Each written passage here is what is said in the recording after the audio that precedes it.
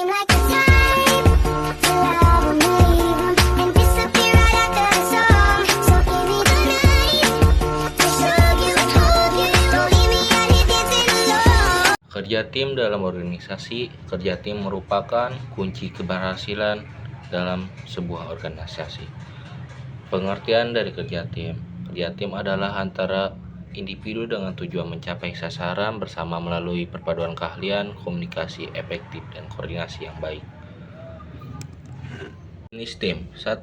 Tim fungsional dibentuk berdasarkan fungsionalitas pekerjaan seperti keuangan. 2. Tim virtual terdiri dari anggota tim yang bekerja secara online dan jarang bertemu secara langsung.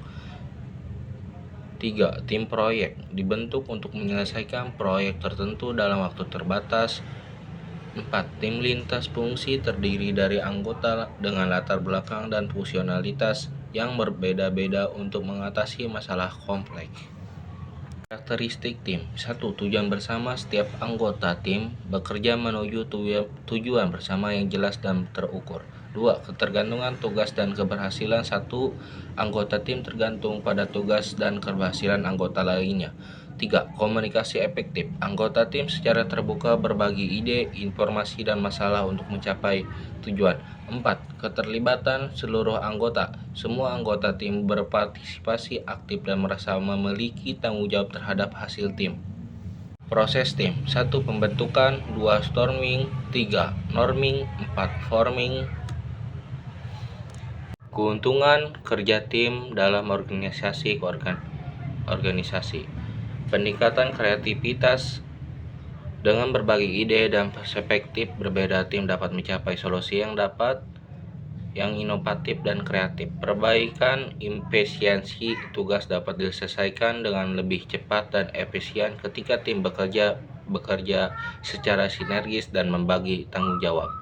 Motivasi tinggi. Sinergi tim menciptakan atmosfer positif dan saling mendorong setiap individu untuk memberi komponen utama dalam kerja tim. Komunikasi, kolaborasi, kepercayaan. Tantangan dalam kerja tim. 1. Konflik. Pendapat yang berbeda dan perbedaan kepribadian dapat menyebabkan konflik di dalam tim. 2.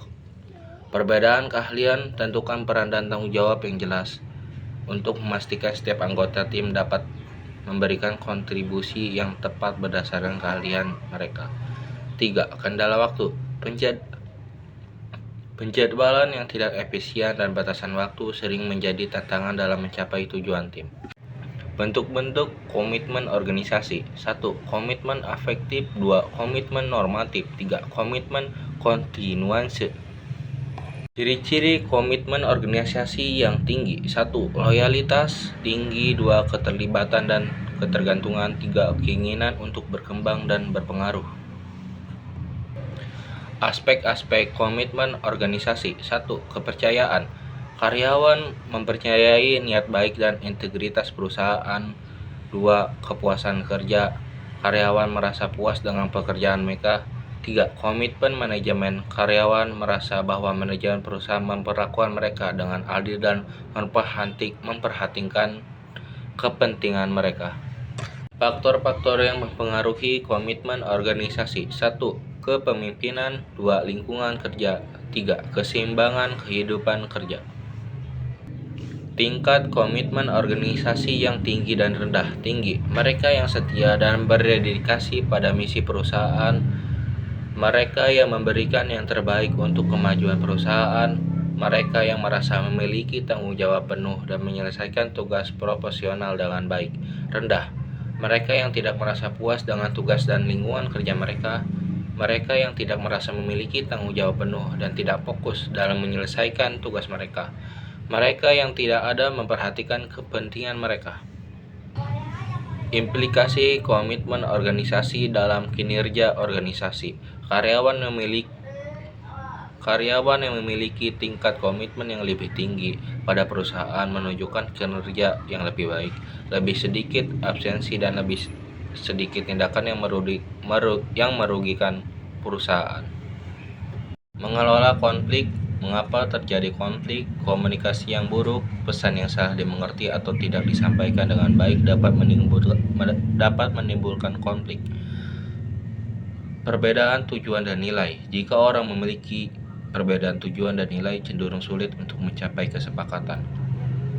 Sumber daya terbatas. Konflik tentang pengalokasian sumber daya dapat muncul terutama ketika sumber daya itu langka.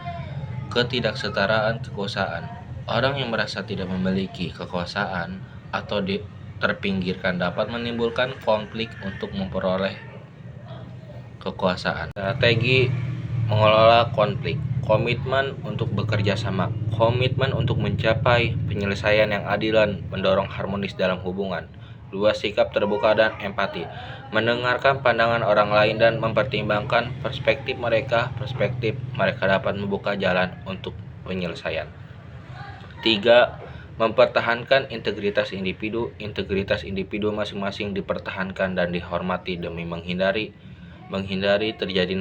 terjadinya dampak jangka panjang. Strategi mengelola konflik lanjutan. Menjaga emosi, bertindak dalam cara yang tenang dan terkontrol. Berpikir positif. Saat kita berpikir positif, kita cenderung menemukan jalan keluar.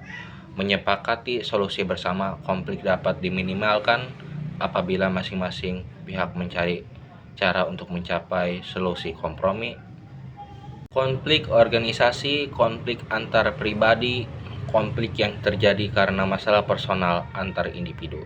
Konflik tim, konflik yang antara anggota tim yang disebabkan perbedaan pendapat. 3. Konflik hierarki, konflik yang terjadi dari ketidakcocokan tujuan pada level organisasi yang lebih tinggi dan rendah. Menerapkan konflik dalam organisasi. 1. Kebijakan pengelola konflik. Untuk memiliki prosedur untuk menangani konflik dapat minimalkan konflik. 2. Konflik sebagai peluang. Konflik dapat menjadi peluang untuk mengelola masalah yang berdasar dalam organisasi. 3. Keterlibatan manajer. Manajer harus terlibat langsung dan memberikan solusi pada konflik yang terjadi dalam organisasi. Pengendalian adalah suatu proses yang dilakukan untuk memastikan bahwa kegiatan organisasi berjalan sesuai dengan rencana dan tujuan yang telah ditetapkan.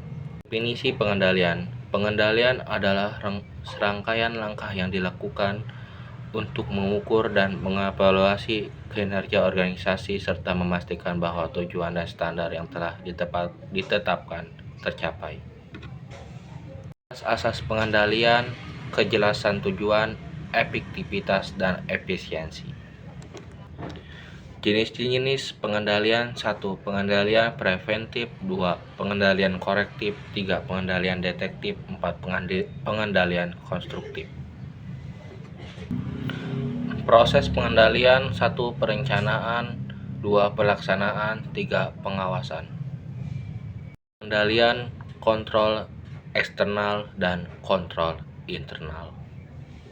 Pengendalian harus bersifat proaktif, fleksibel, dan berkelanjutan. Pengendalian juga harus mampu mengidentifikasi dan mengatasi permasalahan yang muncul dengan cepat dan efektif. Pengendalian dapat dilakukan secara berkesinambungan, baik secara simultan atau sebelum dan setelah kegiatan berlangsung.